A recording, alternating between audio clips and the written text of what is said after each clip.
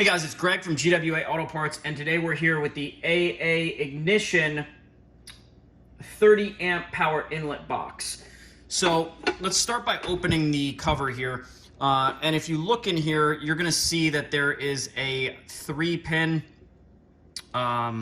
electrical connector, or excuse me, electrical receptacle in here. And this is the TT-30R receptacle, which is a 125 volt 30 amp receptacle. And the purpose of this housing is a couple different things. This can be used to plug an RV into the home. It can also be used to hook up the shore power cable for a boat, or in some instances, if wired properly, you can actually use this to hook up a generator as well. So this receptacle box is an in-use waterproof assembly.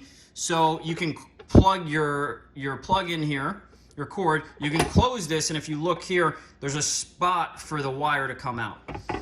There's also a detent here that when you close this, the lid will stay closed. And if we spin this around, you'll see that there's multiple conduit punch outs on the bottom, on this side, as well as this side, and a service panel here. So there's a number of ways to connect an electrical conduit. If we flip this open here, there's actually a wiring schematic here that's going to go over how this gets wired, being hot, neutral, and then ground.